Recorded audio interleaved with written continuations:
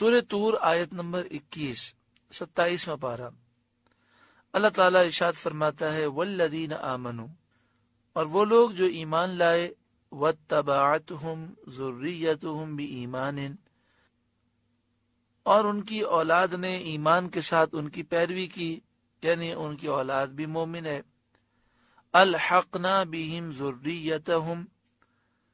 ہم ان کی اولاد کو ان سے ملا دیں گے، یعنی جنت میں ان کی اولاد کو ان سے ملا دیں گے۔ وما التناہم من عملہم من شیء، اور ہم ان کے اعمال میں سے کچھ کمی نہ کریں گے۔ اس آیت کریمہ کی تفسیر میں یہ ہے کہ اگر والد جنت میں اعلیٰ مقام پر ہیں اور بیٹا جنت میں ادنا مقام پر ہے، لیکن چونکہ وہ بیٹا ہے تو باپ کی وجہ سے اللہ تبارک و تعالی بیٹے کو ترقی عطا فرمائے گا، اور وہ بھی جنت میں اعلیٰ مقام میں اپنے والد کے ساتھ ہوگا۔ تو یہ تو قرآن مجید فرقان حمید کی نص سے ثابت ہے کہ باپ کی وجہ سے بیٹے کے درجات بلند ہوئے۔ تو یہ کہنا کہ کسی کے اعمال سے دوسرے کو فائدہ نہیں پہنچتا، یہ بات تو قرآن کی اس آیت کے خلاف ہے۔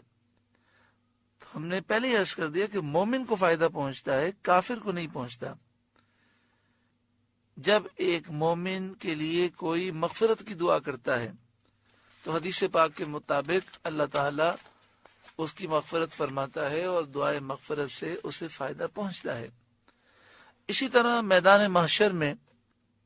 نبی اکرم صلی اللہ علیہ وآلہ وسلم شفاعت فرمائیں گے،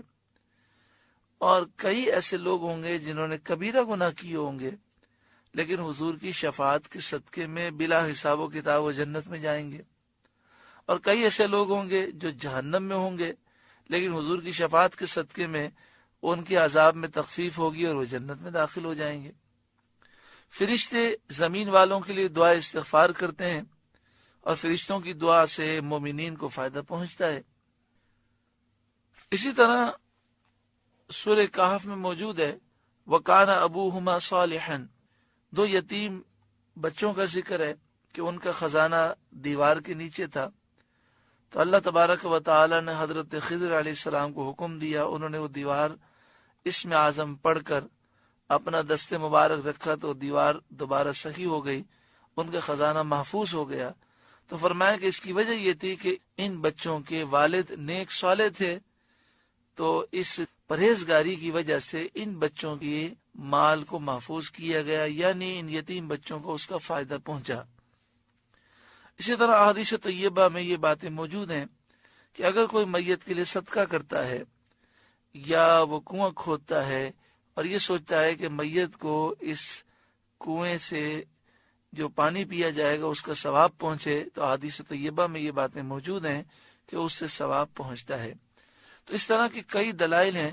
جس سے یہ ساری باتیں ظاہر ہو جاتی ہیں کہ اگر مومن ہے جس کا انتقال ہو جائے تو ایصال ثواب کرنے سے، اس کے لیے صدقہ جاریہ کرنے سے، اسی طرح اس کی طرف سے پانی کا صدقہ کرنا، مسجد کی تعمیر کرنا، مدرسے کی تعمیر کرنا، ایصال ثواب کرنا، اس کی طرف سے حج بدل کرنا،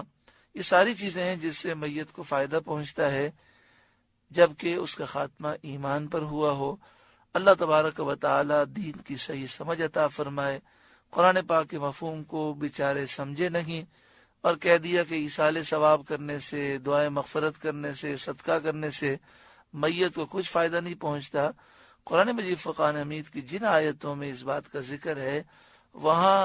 احادیث طیبہ سے یہ بات ثابت ہے، تفاسیر سے ثابت ہے کہ وہاں مراد ہے کہ کافر کو کوئی فائدہ نہیں پہنچتا۔ ہاں مومنین تو نبی کریم صلی اللہ علیہ وآلہ وسلم کی شفاعت سے، شفاعت کبریٰ سے فیض پائیں گے، اور پھر حضور کے صدقے میں امتی بھی شفاعت کریں گے۔ اب دیکھیں حدیث پاک میں ہے کہ حافظ قرآن جس نے قرآن پر عمل کیا